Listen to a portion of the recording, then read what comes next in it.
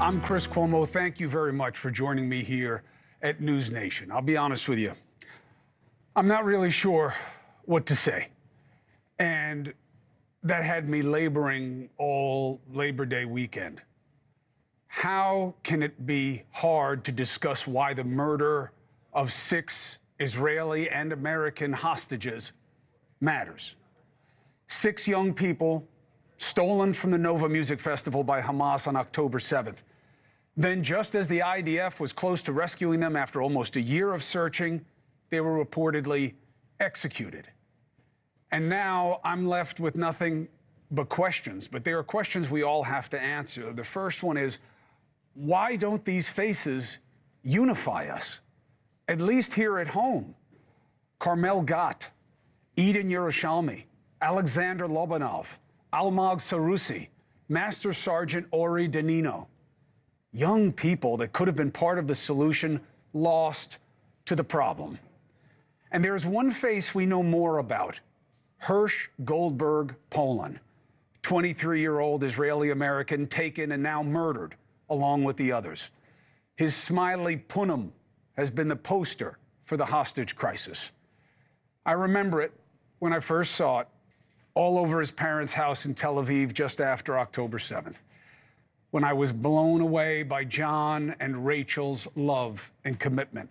Their hope and mine was that telling their story would help more connect to what is so wrong here, to what matters. Now I have to wonder, did I help anything at all? I wonder in part because of how this news has been received. First, why are all these lost souls merely called deaths? So many media accounts put it this way. Did they die in an accidental crash or from cancer in that tunnel? No, Hersh and the others were assassinated. Targeted murders performed by terrorists to remind that they want no one saved from them. A reaction was sent to me by a friend of Hersh's family, and they asked some hard questions. Listen to this. Before he was murdered by Hamas in those final moments, was he aware of his parents' anguished pleas, quite possibly at the same moment, broadcasting at the Gaza border another chilling plea for him to just survive? Did you hear Hersh's mother last Thursday? Hersh! Hersh! It's Mama. I love you. Stay strong. Survive.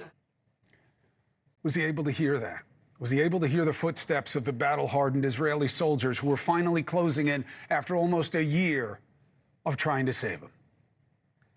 You can feel how you want about the Middle East. It's one of the longest-running conflicts in history. It's going nowhere. But Hamas will never be remembered as freedom fighters in any context except one: for them to be free to carry out Iran's extreme Islamist wishes. They want Gazans free? Yeah. Only to follow their caveman ways or die, and for Jews to die no matter what, and for us to die as well. Here at home, some on campus and online boost the cause of terrorists who would gladly kill them. And no, Hamas wouldn't just torture those who identify with oppressed minorities, such as LGBTQ+, but all of the same people who paint their symbols and repeat their propaganda. Hamas and the other proxies of the poison regime in Iran want us all dead, period. What else do you need to see? They celebrated the evil murder of a young woman by releasing a video of Eden spouting propaganda. Why? Because they want you to know that her value was only as an echo of their animus. That is how they want her remembered. And too many here seem to agree. This idea that the real victims are elsewhere, in Gaza, and shame on us for giving all this attention to Hersh and the others who had it coming. That idea has to be heard to be appreciated for its depravity. Listen to this anti-Israel protester in Manhattan caught on tape talking about Hersh Goldberg.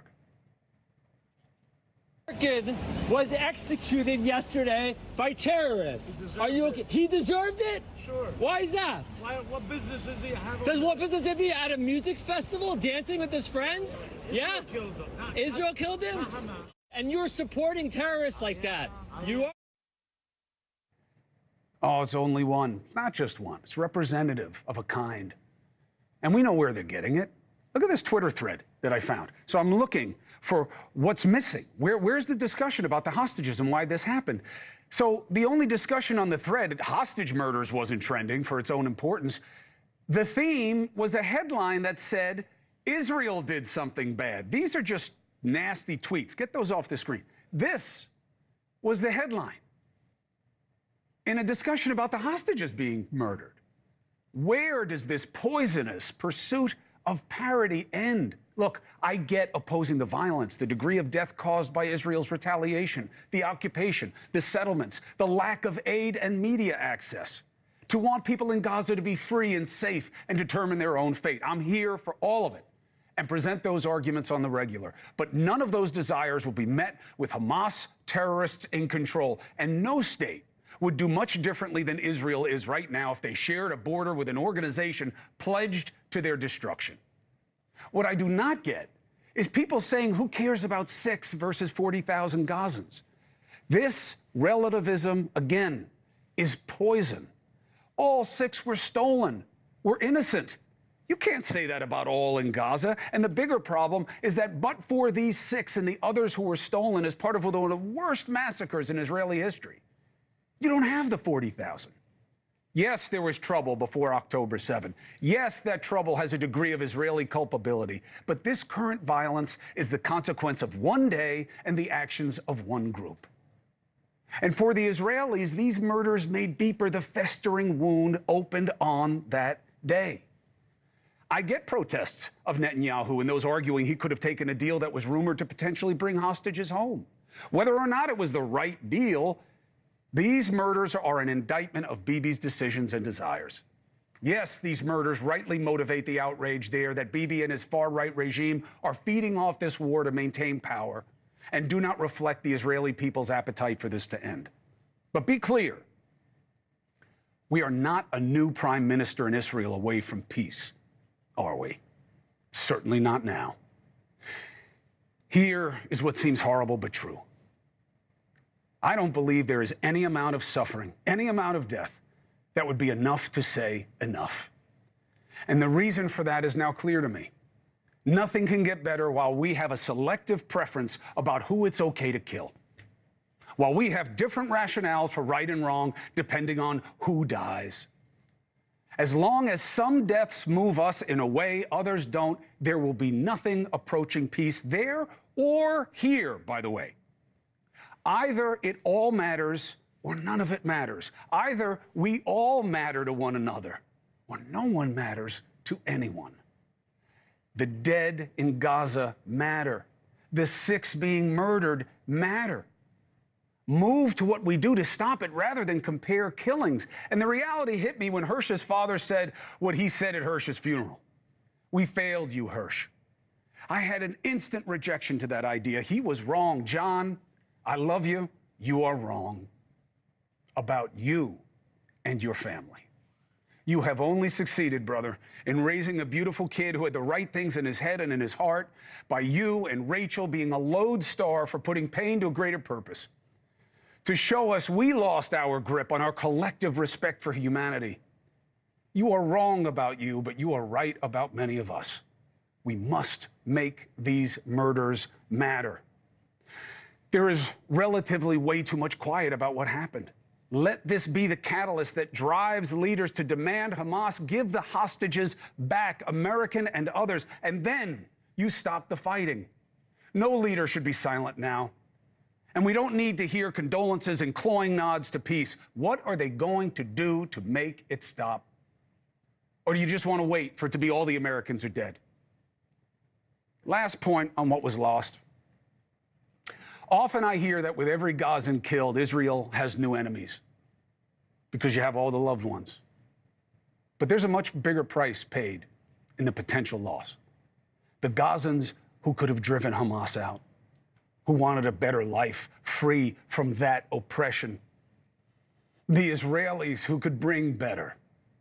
This is the lesson of Hirsch for me. Did you see the reel of the family before Hirsch was taken? Maybe this is why it hit different. He wasn't just an innocent, not just proof of how evil October 7th was. As a friend of the family put it, somehow his survival represented a last strand of hope that something precious could be saved out of all this destruction. And not just because of how he was taken or murdered, but because of how he lived and what he wanted. Hirsch was only 23, an Israeli and an American, and a sympathizer with the plight of the Palestinians. He wanted to do the work to be a bridge. He was hope for a better future. So here is my Kaddish, my prayer for the dead. John, Rachel, Zikrono Livraho, may his memory be a blessing to you.